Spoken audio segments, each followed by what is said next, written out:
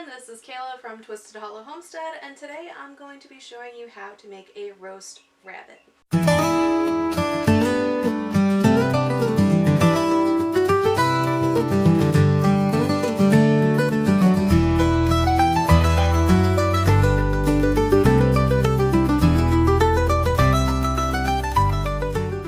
Now, if you're not familiar with our farm, here at Twisted Hollow Homestead, we raise two different rare American heritage breeds. We raise the Silver Fox and Creme d'Argent.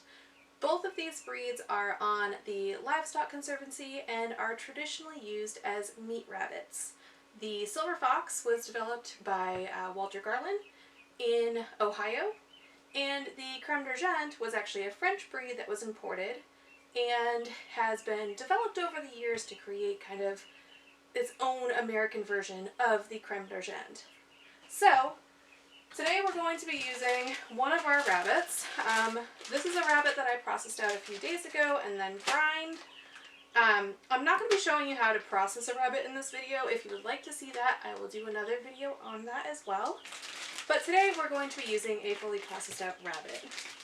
This rabbit was one of my show prospects, and unfortunately she did have to be processed out because she sustained an injury to her back, which left her unable to use her back legs any further.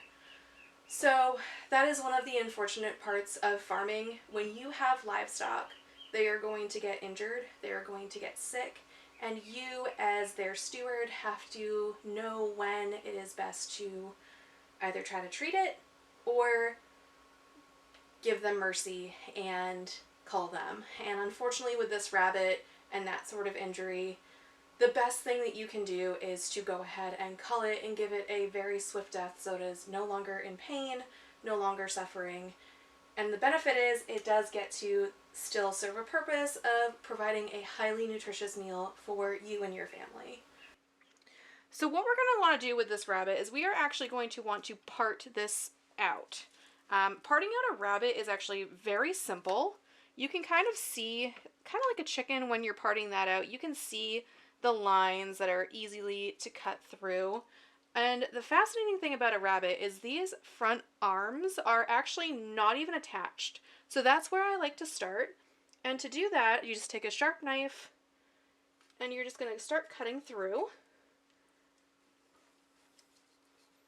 And these are not attached at all. They are just kind of held in place with the muscle. And that's all you have to do for the front portion of your rabbit. There's two legs, so you're going to do it on both sides. And again, you can see it is not even attached. You can, yeah, not attached whatsoever. So just start cutting through.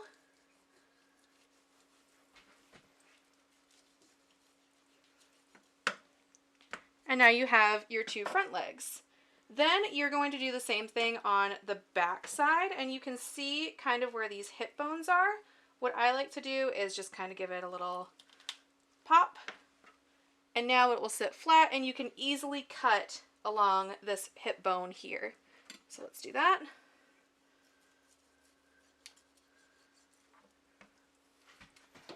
Honestly, I find parting out a rabbit to be much easier than parting out chicken. It's a faster process and there's a lot less joints and things like that that you really have to worry about. Now, once you get to this part here, you're going to be at the hip. I'm trying to get it on camera. So just continue pushing it a little bit, wiggle it around until you know for sure that hip is out of socket, which it now is. And then just continue.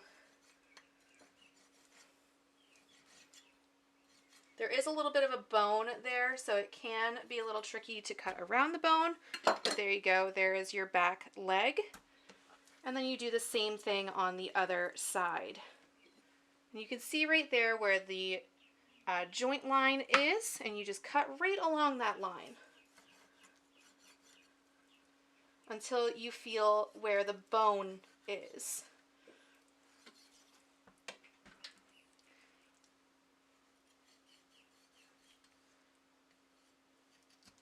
Now, I just use this knife. I'm sure there are more professional fillet knives out there. I use what I have handy. Just hanging on by this little bit back here. And there you go. There is your other leg. So now we have two back legs, 2 front legs, and then we have, oh goodness, we have our saddle and belly flaps. So what I do at this point is I do the belly flaps. Now these are actually a really good cut of meat. A lot of people, when they're doing fryers, will use these as like a jerky. It's really good that way. But yeah, so basically all you do for this is just cut right along the rib line. You're going to do that on both sides.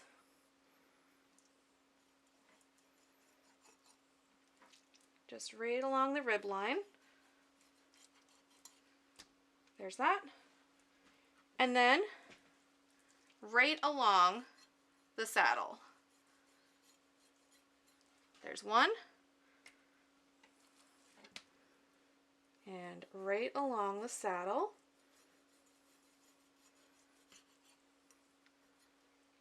There's 2.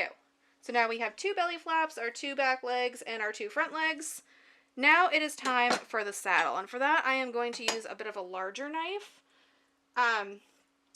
What the saddle is this portion right here in the loin of the rabbit. So we don't really need this part up here. I usually take this portion, the ribs and the neck area, and I will use that in a stock. But for right now, all you have to do is right at this joint here, just give it a break. Super easy to process these guys out. It's really, really easy. And then getting underneath the rib. Underneath the rib. And come on. Break it down. So there is the front portion. So now you have your rib portion here. And you have your saddle, and that is now ready to go. This we are going to save and use for stock. Like I said, it comes out as a really, really good rabbit stock. Usually with fryers, there's not quite as much meat up here. This one was a roaster age. It was about just under 6 months old at processing. But you can see here, there's some fat in here. This is from around the internal organs. But overall, there is not much fat on a rabbit. There's always some fat back here on the flap behind the neck itself. And, you know, there's tiny little bits of fat, you know, here. But rabbit is a very, very lean white meat. So if you have never had rabbit before, you may be wondering, what does rabbit taste like? Well, it is very similar to chicken, and it even cooks pretty similar as well. The difference is going to be the age at which you process out your rabbit. So there's 3 different age groups when you are processing rabbits. You're going to have fryers, roasters, and then stewers. So your youngest rabbits, that's going to be up to about 3-ish months old, those are going to be your fryer rabbits. Those are going to be the ones that you can process out at a very young age, and the meat is very tender. They're great for sauteing or frying, obviously. That's why they're called a fryer.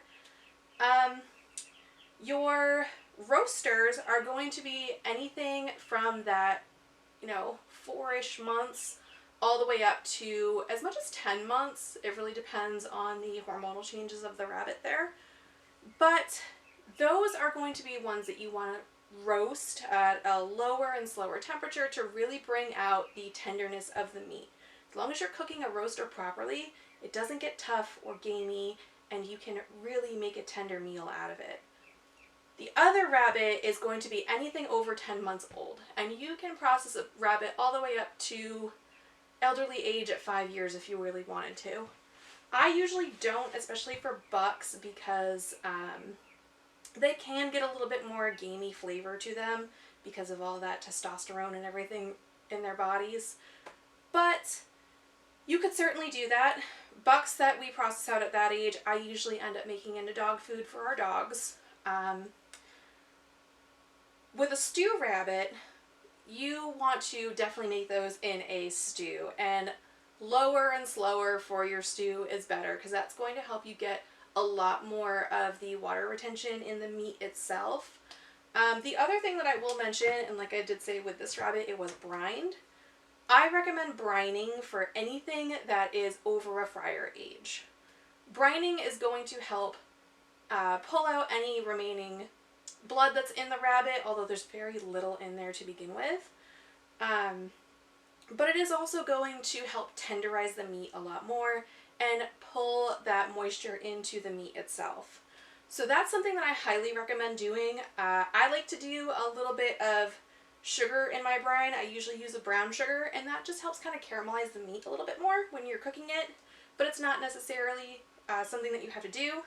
You could certainly just use your saltwater brine and do it that way. I like to throw herbs in there sometimes as well. Poultry seasoning is great. The other one that I like to do, especially at the holidays, is a mulling spice. Comes out fantastic. So we're going to be making this dish in a 5-quart Dutch oven.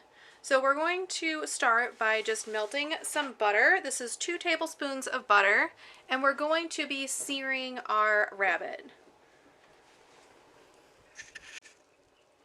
So now our butter's melted and is getting a little bit of a golden brown color, so we're just going to take our rabbit and drop it in.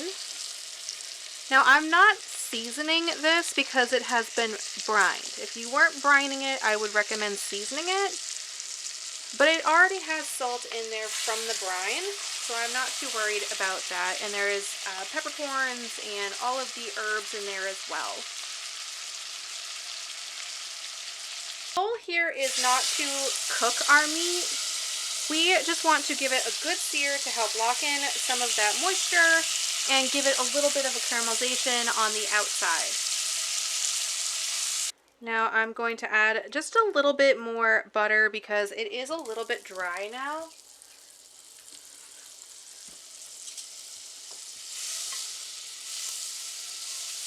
Get a little more butter in the pan.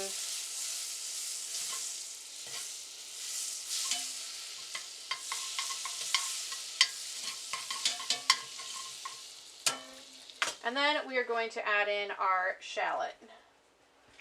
This is 1 shallot that has been finely chopped.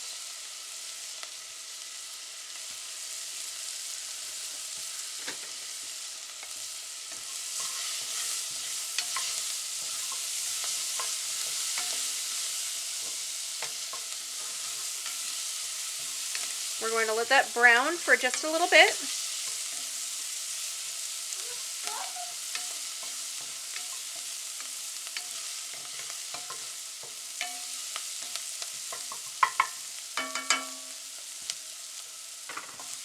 And then once you start caramelizing that shallot, just a smidge, you don't want it to be like caramelized for French onion soup style, but once it's starting to brown a little bit on the outside, go ahead and add in your 3 cloves of minced garlic.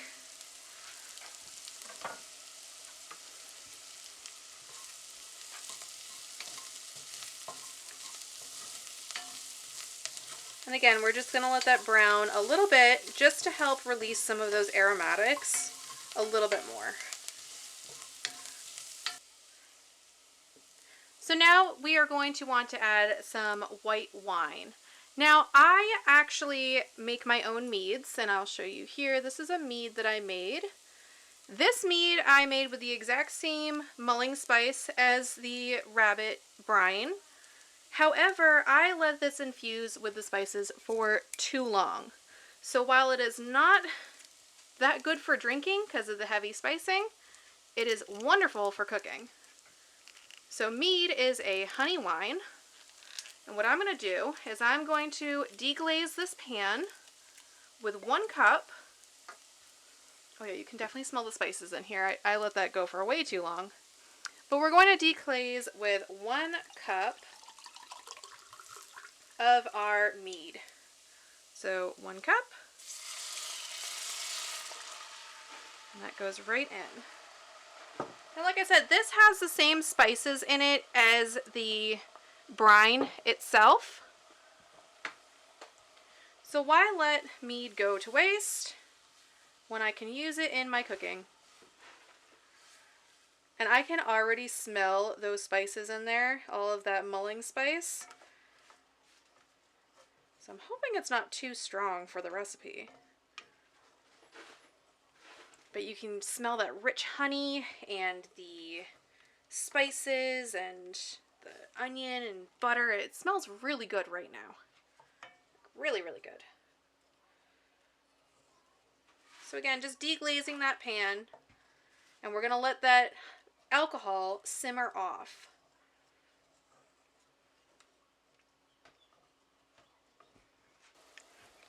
Once you've let that reduce down a little bit and cook out the alcohol, the next thing we're going to add is some chicken broth. And this is some chicken broth that I canned in February of this year. These are from our own home-grown and processed chickens. And we're going to add 1 cup of broth. So, I'll show you guys here, if I can get it on camera. That is way too strong for me. Do by hand, I'm going to try to do this. And that seal, that suction noise, is what you want to hear in your home canned goods. That means you had a good seal, and it is safe to use as long as you processed it correctly. So just like our cooking wine, we are going to add 1 cup of our chicken broth.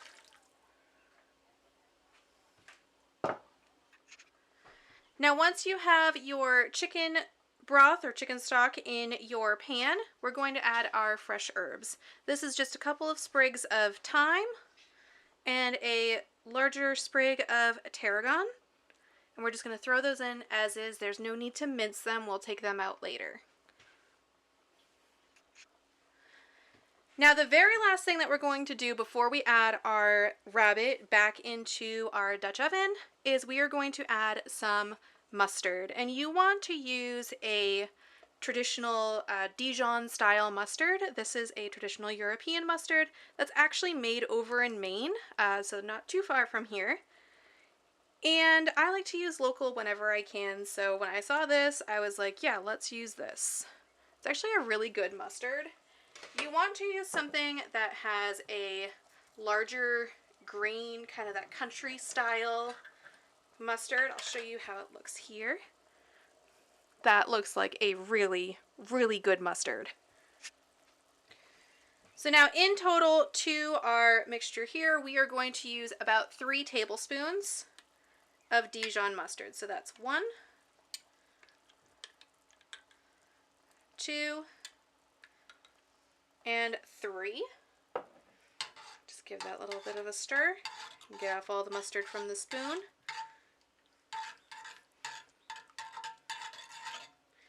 Already this is smelling really, really good.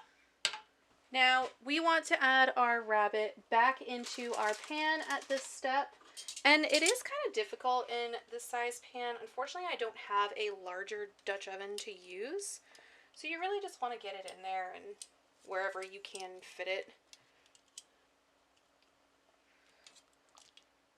It's okay if it overlaps. It's going to cook for a while.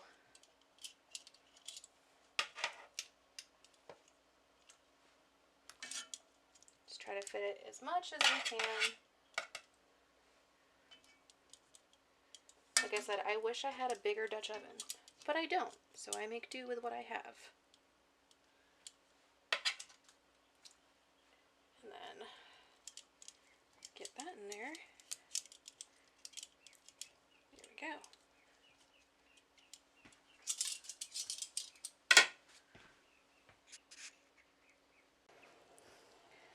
Now we're going to bring this up to a bit of a boil. You don't want it to be like a heavy roaring boil, but you do want to see it bubbling along the edges and, you know, wherever there's a gap for it to get into. It's boiling a little bit too much. I'm going to lower it down to about medium. Once you get it up to this stage, we're going to go ahead and cover it. And we're going to let this do its thing for about an hour, and then we'll check on it again. So I just came out to the rabbitry, and Miss Thorne here was due a couple of days ago, but you can see she has started pulling fur, and she is getting ready to kindle. This is really exciting. This will be Thorne's second litter with us. And she was bred to our Billy Joel, who is a Grand Champion buck from Ohio Star Rabbitry. How about you, Cal? I know you're due too. You gonna have your babies? Doesn't look like you've started pulling any fur just yet. Cow is a first-time doe, so she is also due a couple of days ago. I try to breed my does on the same day, if at all possible. That way, in case a first-time doe like this decides she's going to try to eat her litter or reject them in any way, I can stick them with a more experienced doe. But she has not started pulling any fur. Hopefully she took, but we'll see. Hello, chickens. Hello, Earl. I see you there. I heard you crowing. You can see we have all of our bucks out there as well. Hello, turkeys. I see you coming down to say hi. Those are our 4 Jennies that we have. We only have 4 Jennies right now. We have way too many Toms, though.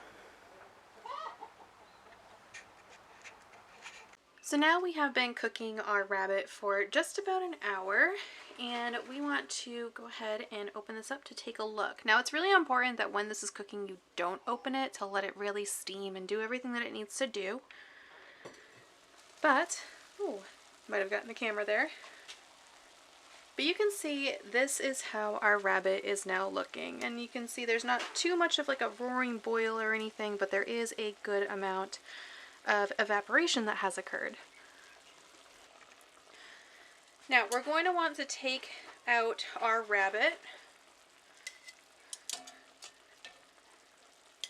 So remove all of the bits and pieces of our rabbit from our Dutch oven.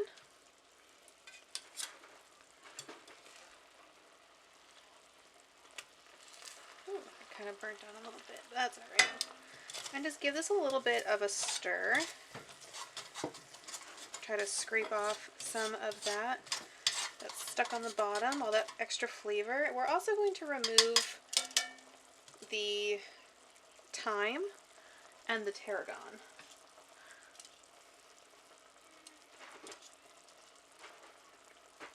So just take those out. There's no need to leave those in there. There's another piece of thyme there.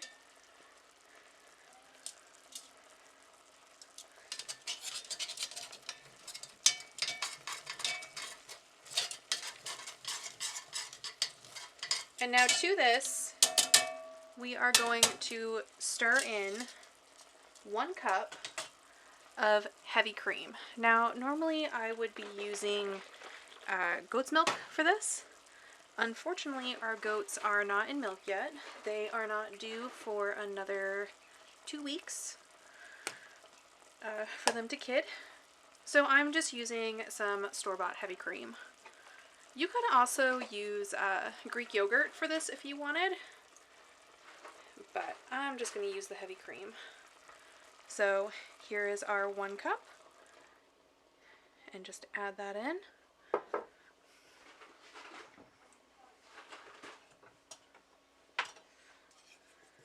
And give it a good stir.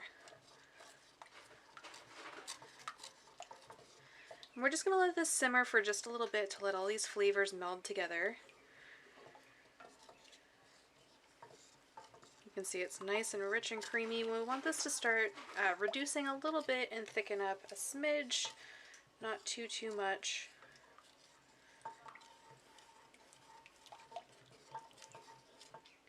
Okay, and we're going to let this simmer. So you can see as we are simmering, it is starting to thicken up a little bit. You can see how it clings to the sides a little more each time. That is what we want it to do. And this is just about done. Now, if you wanted to, you could add a little bit of either cornstarch or flour to this to get it to thicken, but honestly, if you do it this way, it really does just thicken up nicely on its own. There's no reason to add the extra flour. And now we are going to coat each of these pieces in this sauce that we've created, just like that. So we're just going to take them and coat each and every one.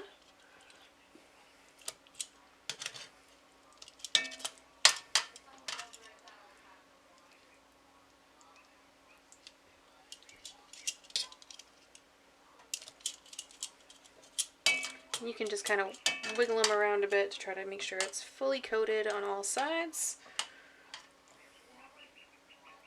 And here is our finished product. This is our rabbit in mustard sauce, and I have paired it with some steamed broccoli and homemade mashed potatoes.